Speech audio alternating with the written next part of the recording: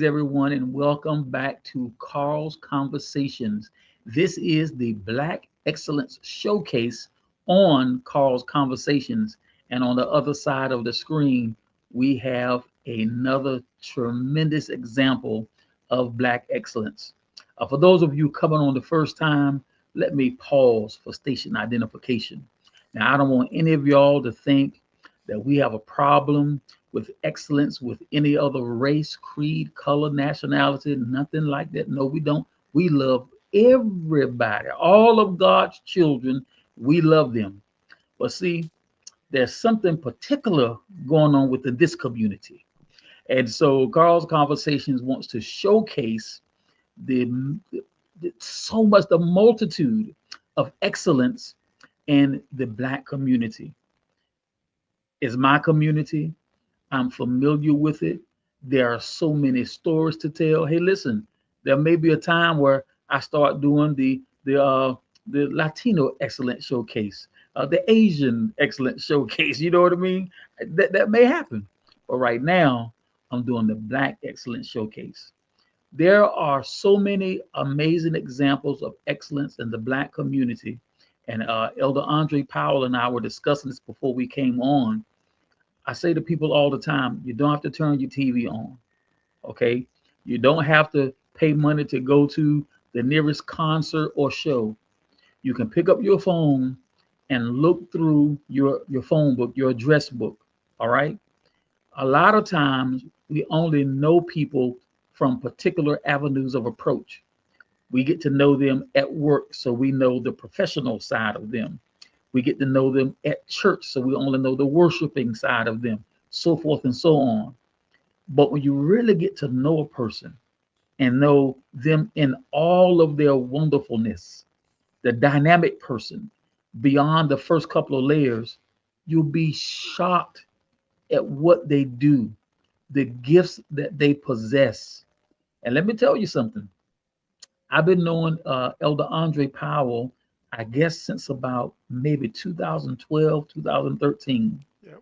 But over the years, I've seen this tremendous progression, almost like a caterpillar goes into that cocoon and then comes out to be this beautiful butterfly. Now he all man, now he's all man, so I ain't trying to say nothing funny, but I'm talking about the process. That's what I'm talking about, the process, and it's just amazing. And that's one of the reasons why I have him here. By the end of this interview, you're going to understand number one, why I asked him to come, and number two, why he's a show enough example of Black excellence. Elder Powell, I want to say thank you for saying yes to the invitation. And man, thank you for taking time out of your schedule. Your schedule is just as crazy as mine is. So I understand your time is valuable. We're going to get to it. Thank you for being here, brother. No, brother, thank you so much for having me. I've been following you for years, of course. Uh, Going to from the same church to going in different directions. It has been an honor knowing you, my brother. Amen. Amen. Well, listen, there are so many things that I could use to describe you, right? I mean, you are an author, you are an entrepreneur, you are a public speaker par excellence.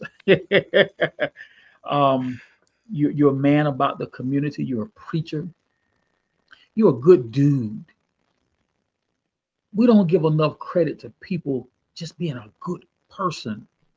You're a good person. Now, I'm not putting you on the pedestal saying that you're perfect. I wouldn't do that to you.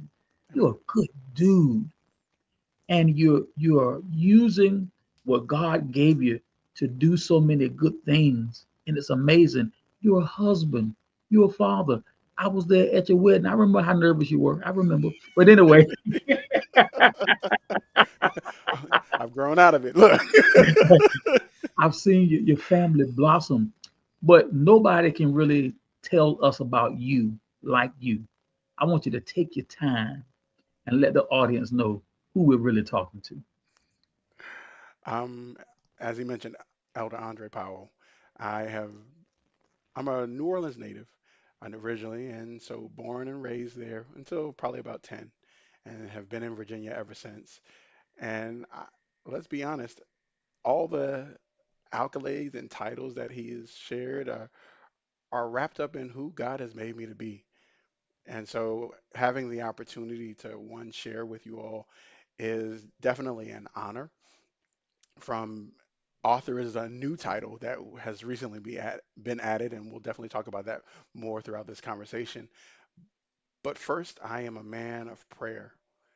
I'm a man that enjoys his family. I'm a man after, if you will, for a lack of a better word, after God's own heart, I think, in that if anything is going on in my life, I go to God first. He has been my rock. He has proven himself time and time again. And so living out the vision, living out the amped life, which we'll talk about as well over the course of this conversation, has been something that he put in me in 2020, in 2016, and has been kind of melding and building. And now we're to the point where it's really getting out there, and I'm really being able to share it as a public speaker. Started off as a Toastmaster and a preacher, and have increased what I'm doing. And ultimately, my goal is to really travel the world speaking at different colleges and universities and other conferences where I can really just talk to the people and connect with people, because that's how God has wired me to connect with people differently, winning them by every means necessary. And so I hope that you all are excited, because I'm excited about this conversation. I'm excited about sharing. I am the husband of one wife. I have three lovely kids, and they're all getting big. They are growing like trees at weed speed. And that's one of my favorite topics to talk about, because they are just awesome, and they continue to be one of the reasons that I push in doing what I do. Amen. I'm gonna ask you to turn your mic up just a little bit. You're so soft spoken, but these folks need to hear what you're about to say. All Yeah. right. Now, this is what I want to start with. Yes, sir. You have this thing called That Guy Amped. Mhm. Now, I know something about it because I've been around you and this guy Amp, but from what I knew it to be to what it is now, it's been some changes and some growth, brother. So, can you take some time to explain what is That Guy Amped? How did it get started? How did it grow? And what is it now? And what are you doing with it? Okay. That's a whole lot of questions all at one time. Yeah, You trying to I set want you me to up. talk about it. So honestly, it was one of those things that in in 2016, my first, oh, actually, I think we were, yeah, my second son was here or about to be on the scene. But I had the opportunity after my first one was born to know that entrepreneurship was where I wanted to go and what I wanted to do. And it required me working and doing things, but it also required me listening to God and, Lord, what is the vision that you have for me, my life, and for what you've called me to do? And he dropped John 10 and 10 into me, and it says that the thief comes to kill, steal, and destroy, but I come that you might have life more abundantly. And one of the things that I realized kind of as I was breaking that down and studying that was that our lives were never meant to be mediocre, like settling for just mediocrity. It is what it is. We'll settle for it and we'll just live that out. And the more I sought after God for the understanding of what that meant, amped became the call. So I went from just amped to that guy amped, which was kind of a play on the word that guy, me, is amped without the is in it, but it's also a play on my name. My three initials are in it. So AMP is me. They had that drink for Mountain Dew that was the amp, that was like my beverage, right? That was one of those things that how I brought things to I brought energy with everything that I did. I brought a certain way of excellence with what I was doing. And so that's kind of how it started out. So from John 10 and 10 to amped, to that guy amped, and now we've built out a the amp life principle. And that's come from conversations with people. That's come with living out life with people and getting really to understand what God called me to do. And I feel so strongly in the arena of being in that area where people are making those true life decisions. So in the college and university space, where kids now becoming young adults are making that life decision on what do I do next. And so the Amp Life principle was really born and formed out of having conversations and really throwing ideas off of people until we came to a point where God was like, okay, build it out and really build it out. And so A stands for your attitude, M, your motivation. The first P is your purpose. The second P is perseverance. E is for empathy. And D is for discipline. And so now this is that framework that all of my speaking engagements are formed around. I am an evangelism oriented speaker as well when it comes to the church and really connecting with people and sharing the gospel of Christ, but also that faith shows up in everything the AMP Life Principles speaks to. And so as it's continuing to grow, you're seeing different caveats. Like it went to the point where this book that we're going to talk about later on comes into play, where I took a somewhat hiatus from recording videos daily and prayers daily to working on this book that is focused around the framework itself and just sharing some of the insights and the stories that have really gotten me to this place where I am now, where I am actively living out this principle. And it's not something that I'm saying, hey, oh, it's going to work for everybody. It works for everybody that is willing to apply it to their lives. And so, as I am sharing it, as I am digging it out the more and living it out in front of people, I want to make sure that people are encouraged to do it themselves and really live the dream and the vision that God has made for us. The Word of God tells us in Jeremiah 29 and 11, my favorite verse. I know the plans that I think towards you, said the Lord, thoughts of peace and not of evil, to give you an expected end. And if we understand that that expected end is for all of us and that we all have it and that we're supposed to be working towards getting to it, God has already thought peace and blessings into it. That expected end is where we're going, and that's where we're motivated to move forward. And so living an amp life echoes that in everything that we do. Stop settling for the mediocrity of it and live the abundant, the amped life that God has established us for. Now, this is amazing, right? And this all sounds good, but I want to get to the bones of it. So many people have so many great ideas, Mhm. but and it's amazing. I'm working on this sermon, right? And the sermon is really dealing with getting beyond, I guess, fear, fear of failure, fear of people's thoughts, fear of embarrassment, fear of looking stupid. You had this idea, you had the idea of what it would take to put it together. Of course, it might flop. What it is today is not what it looked like 5 years ago. No. Uh-uh. So, what is your secret sauce?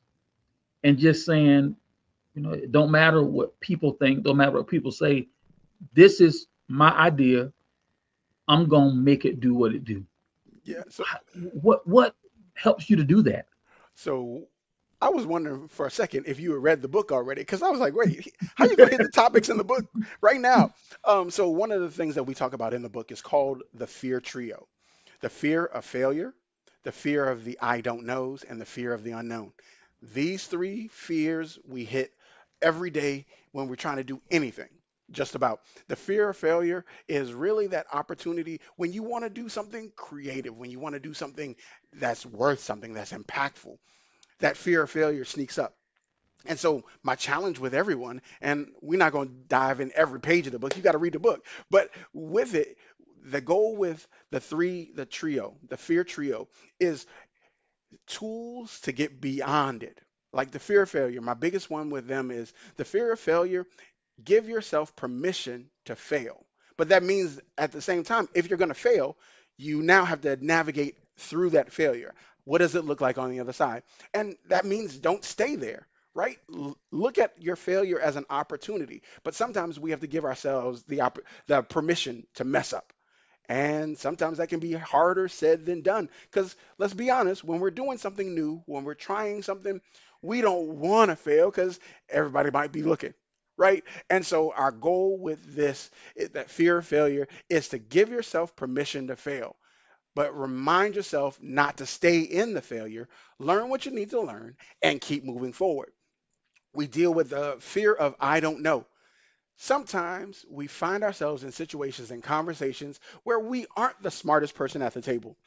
And there are conversations going on around us, and we don't want to feel ever like the imposter. We don't ever want to feel like we don't have a seat at the table, that we don't belong. But that fear of I don't know is giving yourself permission to ask the questions. Ask questions. Like if somebody came up to you and said, "Oh, hey, you were in this conversation. What do you think about it?" Well, I was just listening and taking in all the information that I could because I really don't know what this topic is about.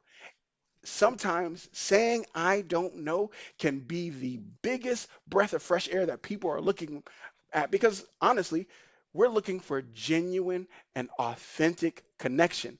And being okay with admitting that I don't actually know, but I'm willing to learn can mean all that you need in the world with some of the opportunities that you might be looking at and some of the rooms that you're like, hey, I want to be at this table. I want to sit at this table, but you don't know that you know what information is coming. So being okay with asking questions, challenging the status quo, but like, hey, I don't understand this, and being okay with saying I don't know can go a long way. And then finally, unknown. We have a tendency of wanting to be in control of everything. And while we don't have control over everything, we don't even have control over how our body will respond, even when we're doing the quote unquote right things. And so that challenge of the unknown is prepare for what you know you have control over, right? And for those things that you don't have control over, offer yourself grace. So anything that you're approaching, offer yourself grace for things to mess up. Grace for, hey, this is a new experience. Let me just try it. Offer yourself the opportunity of grace in the unknown because even when you plan, things are bound to find ways of messing up. And so even the greatest of planners will say, nope, we got to leave some, plus or minus room for something to go wrong, even if it's technology. So getting through that fear trio and learning how to attack it has been my bread and butter when it comes to getting things accomplished.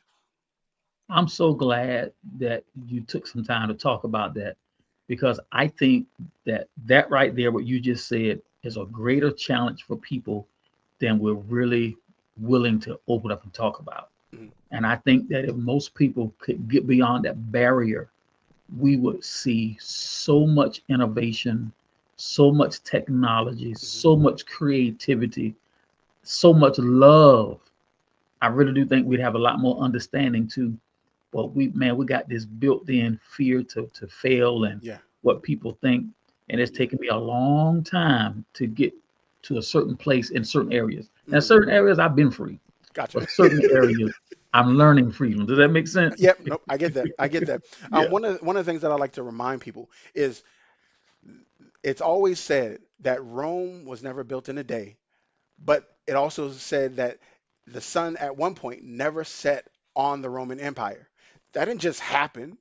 There were plenty of times that they lost in battles, but they still managed to go back and conquer things because they didn't give up. They didn't let fear, oh well, we lost this one time, we're gonna stop right here. No, we know we have something to offer. Let's keep going. And that's ultimately why they got to the goal that they got to. The At one time, the sun never set on the Roman Empire, and that's because they followed through. Even after failure, they got up and kept on pushing. Amen to that. Now, two things I want to talk about here. Number one, I've watched it on social media, Mhm. and I seen you do some traveling, brother. Yeah. And I think a lot of that traveling was connected to that guy Amp. Is that correct? Yep. Okay, so we're gonna talk about that. But I also want to talk about now the traveling didn't just happen. You've had some doors open for you unless you just kicked them open yourself. Now I see some things in your bio, Mhm. Toastmaster, Yep. right? And a few other things. I want you to talk about the avenues that you pursued to get some doors open for you. I think that people need to hear that because some people just like, listen, I got these great ideas, Mhm. but I have no idea how to start. How do I get into these rooms that Elder Powell is talking about? You speaking at universities, you're doing international travel. I mean, well, how do I even get invited to these places? I want you to speak to that if you don't mind. Yeah, no, absolutely. So for me, it is one, the flexibility of getting over failing. Sometimes you have to ask a whole lot of questions and take some rejection in order to get into some of the rooms where you want to make things happen, right? I know from a speaking standpoint, I have always been attuned to talking. I'm an extrovert or more of like an ambivert. So I can charge with people or without people. But part of it meant that you had to learn how to have a conversation with people. It wasn't something that just happened overnight and I was like, oh yeah, oh, I can talk to anybody and everybody. Well, spiritually, from that standpoint, I did a lot of listening, right? Having conversations, and God prompted me to connect with people differently. But to strengthen that ability to talk without the ums and the uhs every other sentence, taking the opportunity to think through some of my thoughts more quickly rather than and throughout an entire conversation, which really kind of set people off. Toastmasters was one of those avenues that for me opened a lot of doors. I don't know many people that have, but I had an opportunity to speak at the FBI's National Academy because of Toastmasters. It was an avenue that I invested some time, some effort in learning the processes of really building out a presentation and really building out a talk, and then also challenging myself to have impromptu conversations, all from Toastmasters, right? The heart of it was if you followed through the competent communicator guide and worked through the lessons and worked through all 10 of the lessons and got to that part, got to the end of it, you would think about speaking and presenting differently. But then it was also the practicing, the practicing. Now, practice does not make perfect, practice makes you better. And the more time I spent practicing, the more fine tuned things came when it came to talking. The more I learned my material, the more I learned the principle and the heart behind the principle. It made the difference in the conversation when I was talking to people about the Amp Life principle. Like, oh, hey, at first I thought it was just, a whole bunch of letters, but now it makes sense because you can talk through it. And at one point, it was just words. At one point, it was just attitude. It was just motivation. It was just purpose. But now there's a story behind each of the letters and how they break out and how they work out. And that meant learning the true heart behind the conversation. When it comes to traveling, one of the things that I'm working on right now, I am currently the CMO or the Chief Marketing Officer for a company named TripForge. And this is one that builds out itineraries with a community. So it's focused around the community. And in that community, people are traveling and doing some amazing things. And we're building it out where you can go into anywhere and build out an itinerary that is personalized to who you are as a person. And you might be like, wait, what? There are applications out there that are saying, "Oh yeah, we can build it out for you just the way you like it," and they're running ultimately a little script and they're printing out what everybody and their mama is seeing with very few deviations of what the hot spots are. Where TripForge focuses on the person, and that was one of the big things that I knew going into this company, this startup, was important to me. That people that travel learn more from people that travel than people that don't travel. And you can look at different stats of, oh, this is the top place, or you can hear from actual people that are going to these places. One of the things that we were trying to combat when building out this application was the false positives that some AI models can build out. Like you'll see some pictures and things about a location, and you'll go and travel there, and they don't actually exist. So the heart behind Trip Forge was making sure that the community that is traveling together are showing real data, real pictures, real ways of interacting with the people and the culture that's there. And so part of that has offered the opportunity to do some traveling, and some more traveling is on the way. Also, speaking has offered opportunity to travel. I am down to a total of 15. Yeah, after at the end of this year, I will have 15 of the 50 states left to travel to.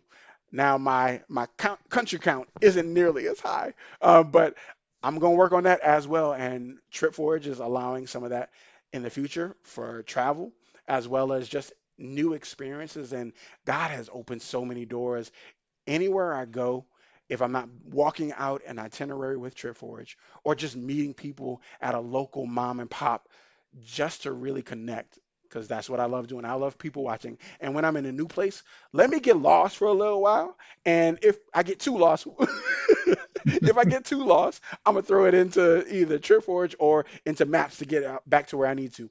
But I like to get lost because it requires me learning where I'm at, learning what the mom and pops that people are talking about, the locals are going to. Because sometimes the best hidden gems is where the people are going to and not the tourist traps that everybody and their mom has to go to. And so those avenues, find the avenues that are right in your back door, in your backyard, and make them work for you. Take a chance. Some risk, some risk will end up in failure, but other risk will pay off dividends and you'll never forget them. Like I just went to, I actually spoke at Albany State University at the beginning of July.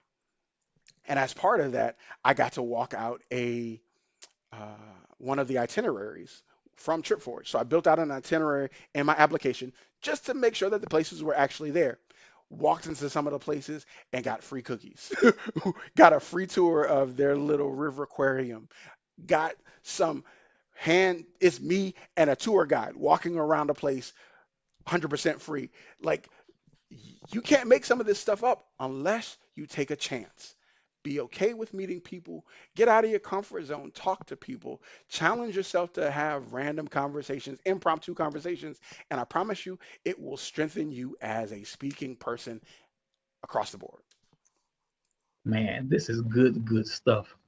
Now, I noticed in your bio, one of the many descriptive things that you are is a storyteller. Mhm. And spending time with you, that's not one of the parts of your gifting that I saw. You know, like I said, when we are dealing with people, we oftentimes don't see all of them. Mhm. And I want to, because I'm a storyteller myself, and I listen. I love a good story. To me, sometimes, now I say to my wife sometimes, listen, baby, now when you're talking to a man and a man asks you a question, don't tell him no story. Just give him the answer. You come back and get the story later, right? So, you're trying to get stuff done. Yeah. We're not in that mode. I love to take something real simple Mhm. and make it something exquisite. Oh yeah. That's a gift for me. It comes very natural. I don't need to practice nothing. You give me two sentences, all right? I was in a play and all I had was about three scenes. They added some stuff for me. Understand me? I like it. I like it. Give me the spotlight, babe. I'm gonna make it do what it do. I love that. So, where does that come from with you, and where do you use that part of your gifting? So for me, storytelling comes from home. I grew up with my grandmother and my great uncle, who was the bishop in Louisiana, and they liked to tell stories. They would share some of the things that they experienced. And for me, it hit home where it's like, I've been sitting here for a half an hour, 45 minutes, and didn't realize that we only had one small conversation, but you told me a story that really captured my attention. And for me, it became part of how I share. There are a lot of stories that I have that I get the opportunity to share with from a speaker's standpoint when it comes to college students and sharing some of my experiences from there, but also experiences like with my son. One of my favorite stories that I love to tell about him is when he was roughly about 3 or 4. We lived in an apartment, and of course, before I could go to work, we had to make sure that he was at school on time. And I gave him all of his clothes because, as a parent, you like to make sure that you set your people up for success. Everything has to be successful when you're doing things. And so I gave him his clothes. I laid them out for him. I made sure that everything was right. He had the right shirt, he had the right shoes, the socks. He didn't have to look for anything. Mind you, he was still 3 or 4 years old. And so there was still lunch and breakfast that I had to make sure that he had. And I went and did those things, make sure that I had everything I needed. And I hear the laughing, the and the snickering and the jumping on beds and things not seeming like, hey, you haven't come and run out to eat your breakfast yet. What is going on? So I find my way walking down the hall, and of course he's getting louder and louder because he laughing with his little brother who's sitting on the floor enjoying himself, already fully dressed. And I go in and I'm like, oh, you're not dressed, and where are your clothes? Needless to say, he had one arm in one in the shirt, the pants you couldn't find, had a sock on, and the other sock was somewhere else. The shoes were kicked under the bed, and he was standing on the bed like he had achieved something. And I'm like, yo, Joker, we got to get going. So I'm gonna need you to get this together. But in that, it took me out of it, saying, hey, you don't have control over him. He still has a mind of his own. So let him navigate that, but help him to get to where you want him to get to. And so I like to share those stories because it sometimes shatters that control that we have or that we feel that we have when we know that even somebody who would be the authority, right? The parent to a 3 and 4 year old, they're like, oh, yeah, I listen to you. And then I get distracted. And to know that and understand that and sharing that with, college students can be hilarious at times because they're like, oh, well, wait, yep, his clothes were here, this clothes was here, and we're trying to get him to succeed so he can be ready to go. But knowing that, hey, everybody has a mind of their own. Just sometimes you got to let them do them. And so I use storytelling pretty regularly, whether I'm speaking in front of a congregation, whether I'm speaking at a conference, or speaking at one of the sessions in front of a class. I love telling stories, and sometimes they get very descriptive and very visually pleasing, where people are literally on the edge of the seat. Where's he going with this? Oh, and whoa, you see that kind of epiphany moment. You know that the story sunk in and people could vibe with what you're talking about. And so I love using storied illustrations to really capture the idea before really hitting it home with points. It's amazing listening to you tell that. For me, my storytelling came out of necessity Mm, because of all these characters that I have in my head. And if I don't get this stuff out, I'm going to be in trouble. I tell my wife, I was like, listen, about once a year, I got to find me a play or something to be in to yeah. let this creative side out. Because if I don't have an outlet, I'm going to go crazy. And I think it's just the creative side of me.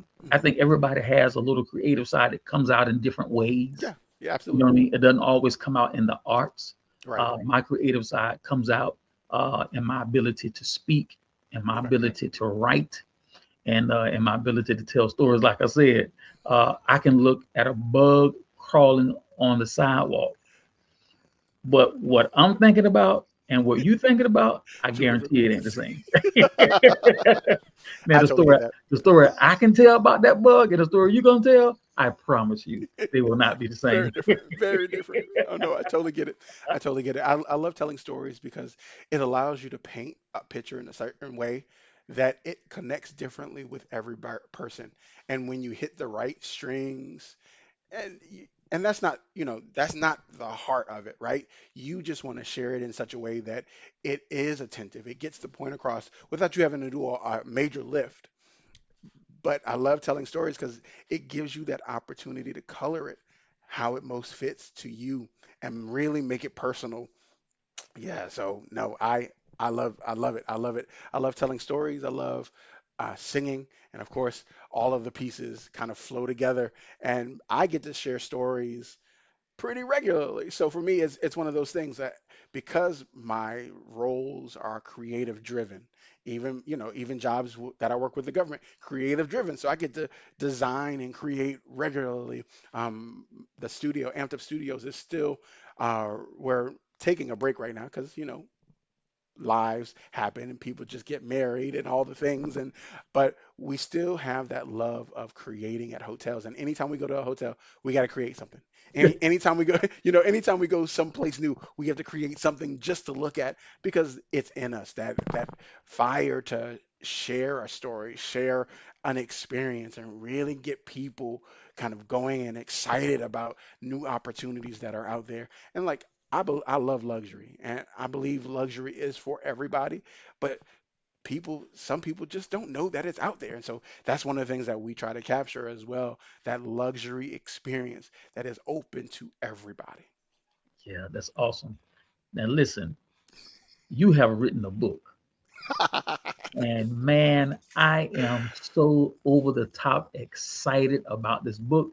And I can't even explain why. Today I was thinking, why in the world are you so excited about this book?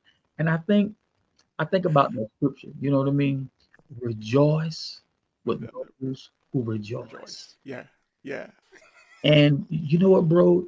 It is as if your accomplishment is my accomplishment. Not that I'm taking credit for it, but because I love you and I want the best for you. You understand what I mean? Yeah. No, I appreciate that. No, I Something definitely great is understand. happening to you. I'm happy for you. Yeah. There's no envy, no jealousy, none of man. It's just, man, Uh, I'm over the top happy for you. I appreciate that. I I want to appreciate talk that. about not only what the book is about. Now, you gave us a little sample earlier. You gave us a little sample. Yeah. I want to talk about what the book is about, what motivated you to put this on paper. And I want to talk about your process. All writers have a process. And I'm sure there are going to be some writers or some wannabe writers who will look at this interview. And so you talking about your process will be very, very instrumental for their journey.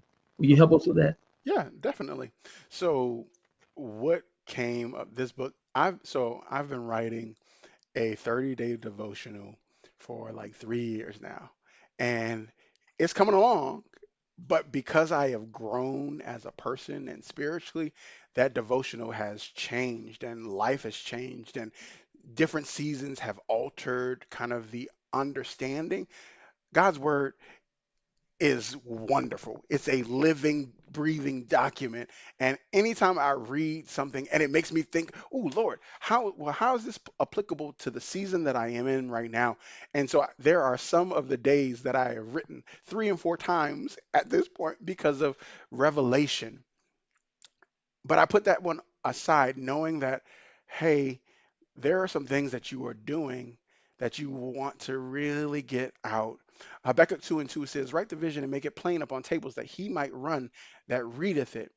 And I've been talking about the Amp Life principle for a long time at this point, but putting it on paper gives it a new life, gives it a new opportunity to go different places where I might not be able to go right now. And so, as part of it, I wanted to, one, document it so that I always had a reminder, right? I always had something to say, hey, that's you, right? That's what God gave you to share with the people. Two, it was important for me to be able to digest the vision the more and accomplish it. Lately, I'd been feeling kind of down about the waiting process. In the process, there is some seasons of waiting. And I can be a very impatient waiter. Let me tell you, like the best of them. And so I found myself at times discouraged, for lack of a better word. Yeah, I would say discouraged. Not depressed, but discouraged. And Lord, I know this is the vision that you have given me. I've been talking about it for years, yet nothing is really happening, blossoming, blooming in it. Lord, help me to do what's next. And it's like, well, and he asked me simply, is like, have you written it down? Have you done all the things? And I wrote blocks of it. I wrote blocks like I have a page document that I review every year of the vision. But the framework that I talk to all the students about and giving them some intentionally added focus, right, is the heart behind the book. And so it took the framework, it built it in a workbook look. So it one would grab the attention of, hey, I've seen these composition books in school all day, every day. This one is already written up for you. You go in and you're able to work through the principle along with seeing some storytelling as well. And so my process in this was the big thing was first writing down a skeleton. What did I want to put in the book? What points were important to the book? And so each chapter hits different.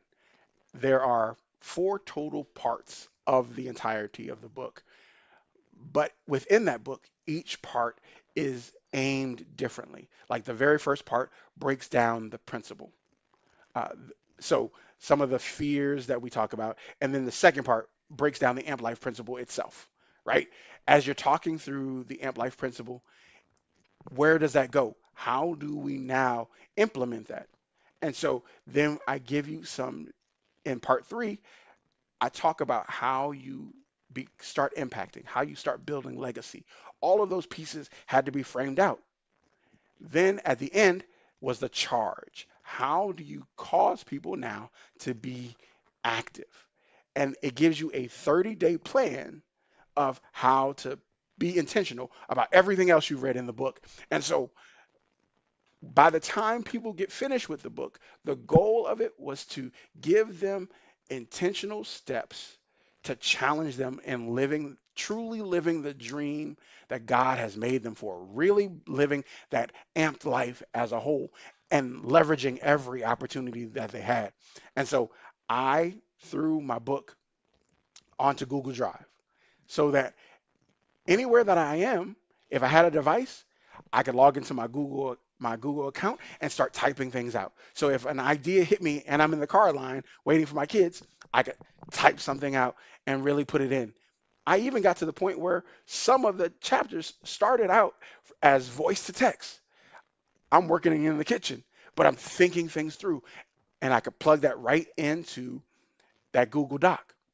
And so when it came down to fine tuning and writing it, then I could really build out each chapter. And I attacked it a chapter at a time, a chapter at a time, until I got to a point where it's like, okay, well, this chapter builds on this chapter, builds on this chapter. Now, how do we wind it up? Oh, well, we already had the outline for it. What points did we say in the outline? Boom, boom, boom, boom, boom. And it's ready to go. And so this book started out as a thought, ended up as an outline, and then I used every opportunity and software that I could to really build it out. And then I fine tuned it by going through it. And then I let the editor at the end at the end of it read through it, slash out. There was one chapter that my editor made me rewrite the entire chapter. It's like, nope, nope. I can understand if you were talking to people, this would make sense. But you're writing a book, and if you want it to be a New York bestseller, you got to fix this chapter. so, Mhm. so there were some times where I had to go back and rewrite whole paragraphs for the book. Like I said, one of the chapters I rewrote at least twice to make sure that it said what it needed to say succinctly, concisely, and just knocked it out the park. Wow. You have given us the game. Hey, it took some time. It took some learning. But that's great, and I'm so glad that you shared not only what it was about, but the process. That is great. Now, before we leave this interview, I want to run something through you. Yes, sir. This is a human moment. You didn't know this was coming, but this is what I like to do in interviews. So let people know this ain't script. It's not scripted. Right. I was at your wedding, Mhm.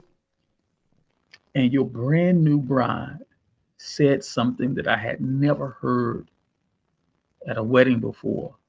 And I thought it was the sweetest thing I'd ever heard. And it wasn't just what she said, it was how she said it and how she looked at you in front of all of us when she said it.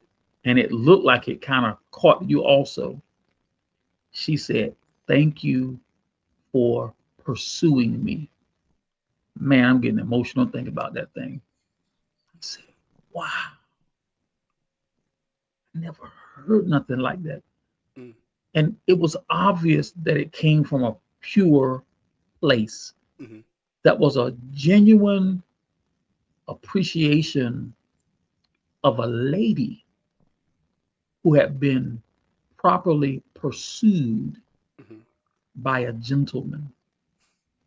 If you don't mind, will you tell us about it? So I love my wife. I love my wife. She has been one of the best assets of my life. Um, and when she said that, I think about the importance of things that mean something, whether it's people, whether it's a dream, whether it's a vision, anything worth something requires a level of pursuing it. Like we say that we love God, but if we really love God, we will pursue Him with our whole heart, our whole soul, our whole mind, right? The pursuit of her was intentional, right? It required me making an effort. It wasn't something that was halfway done. No, I showed up. Now, I won't go into, our engagement story. She might fight me for that one. But when it comes to pursuing her, it was, hey, I know we got to start off as friends because truth be told, I didn't like her at first. Like we weren't friends. We didn't like each other the first time we met each other. But I grew up. There was something in my life, God, right? But there was something else missing. And as part of that pursuit, I had to still learn myself. And as I pursued her, it's like I asked her, and I'll never forget it. We were walking across the Key Bridge, going from Roslyn into Georgetown, and I asked her. I said, "Are you ever gonna get married?" Because I'm like, "You're a cute young lady. You're obviously working. You're in the church. Like, yo, are you ever gonna get married?" Now, kind of a flippant remark, knowing that we were only co-workers at this time, just kind of walking, and wasn't pursuing her. But I was like, okay, you gotta like. My mind was, what is wrong with you? Like, like. But at the same time, it was like, no. It's just like, why would you ask me that? But that was kind of the real pursuit of getting to know somebody. I know sometimes it can come off brash, but if you get past if you will, the very shallow stages of getting to know people and choose to make people family, that requires intentionality, that requires pursuit.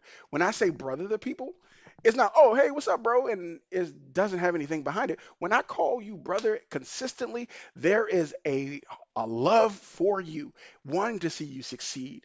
And so, people that I invest time in, there is a pursuit of friendship, there is pursuit of relationship, there's a pursuit of making them family. And so, when it came to pursuing her, I was determined that she was going to be mine. And once I made up in my mind that that was the case, I took all the gloves. There were no more kid gloves. I needed to know as much about you as you were willing to give me, share with me, and understand that, hey, until we can get to an understanding or we're walking in this together of, hey, the next step is marriage, right? It required me being intentional on what I did, whether it was like, hey, let's go out for your birthday. Let's go out and just hang out. Let's go take a walk down by the river, right? Let's just spend time together. Even if it's just, hey, can I drive you home? Oh, okay. You want to drive you home? Like, yeah. And so we ended up spending a lot of time together. And long story short, 14 years in October. We have been together, three amazing, amazing, amazing kids. And there's so much more to life to live with this woman. And so I'm looking forward to every minute and moment of it. And the thank you came from a real heart of, hey, I noticed that you were pursuing me. Let me tell you something. I never forgot that. And this is the first time that I've ever said anything to you about it, Yep, yep. but it never left me. That that blew my mind because it was obvious, that was so genuine. I was Mhm. like, oh, Yeah, yeah, no, it did catch me off guard. I was like, oh, for real? I pursued you? uh, yeah, man, that was awesome. Listen, this has been an amazing time together. I got to say thank you again for consenting to the interview. And thank you for also having thank me. you for coming and just having a real conversation. I love this. This is the tone that I like to set at Carl's Conversations. I don't like to do scripted interviews. Yeah. To be honest with you, I don't even like to give my interviewees a lot of information because I want to do it off the cuff. I know Yep. that makes some people really uncomfortable, but who can talk about you better than you, right? Hey, look, I love it. So for me, conversation is one of the biggest, best ways of connecting with people. And if you can't have a conversation with people, you're selling yourself short.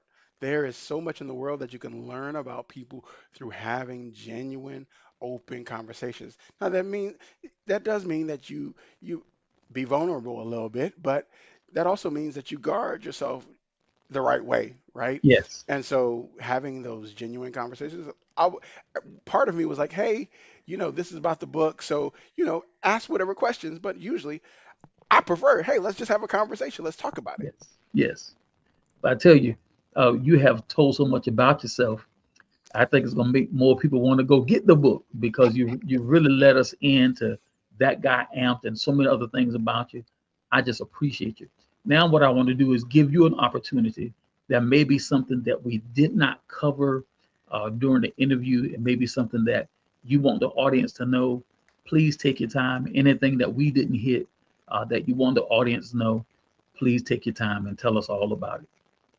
So I would think the only thing that I would really like to share with you all is to challenge you to be intentional about the life that you are living. It is I would hate for you to get to the end of your life and say, "Oh, I wasted so much time doing this that I didn't really live the dream that God had made me for or live in the purpose in which God made us for." And so, my challenge for you is to be intentional about the opportunities that life has before you. I realize that some doors might be closed right now. Some doors you might have to kick open, and some doors you're just literally knocking at. Allow God to open them for you. In everything that we do, our lives wasn't meant to be mediocre. And God gave us something to look forward to. Heaven is when we get there, but while we're here, why can't we enjoy the life that God intended for us to enjoy? Life was meant to be experienced. Life was meant to be enjoyed. We weren't meant to have all the pity parties and all the things. And I realize that there are lots of things that would say, you can't do A, but I challenge you to find ways to do it. If God didn't say no to it, find ways to do it. And if it aligns with your gifts and your talents, God is probably trying to get your attention and open a door for you, or the door is sitting wide open. You just haven't found yourself giving yourself permission to walk through it. So, in everything that you do, look to God first, stay in constant communication with Him. If you seek Him first, things around you will prosper as your soul prospers.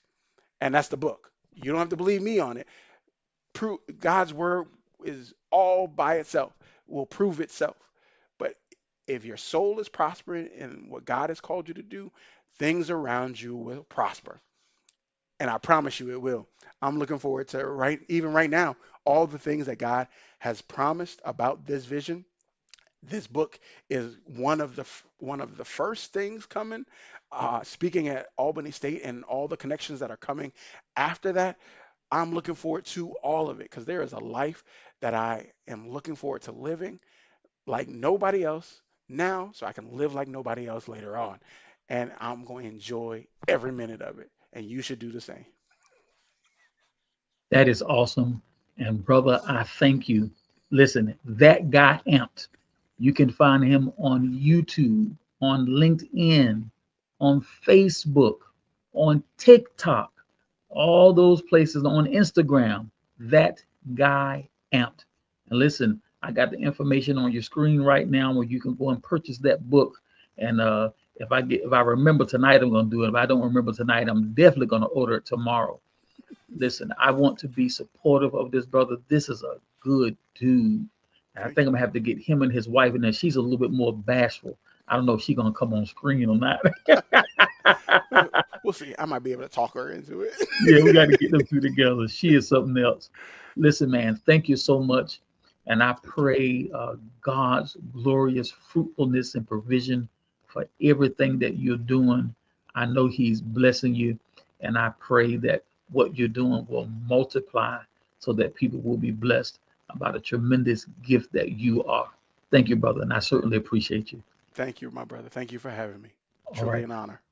All right, everybody. Remember, Carl's Conversations. We are the safe place for difficult conversations. You may have an interesting story. And if you do, I want you to contact me. You can email me at carlsconversations@gmail.com or go to Facebook, Carl's Conversations. You can even find me on TikTok and YouTube. All that information has been scrolling all across your screen. Come on and check us out. Maybe your story will be featured somewhere on Carl's Conversations. All right. Until next time, be well, do the right thing, and y'all please be safe. It's crazy out here. Be safe until next time we see you. All right. Bye bye.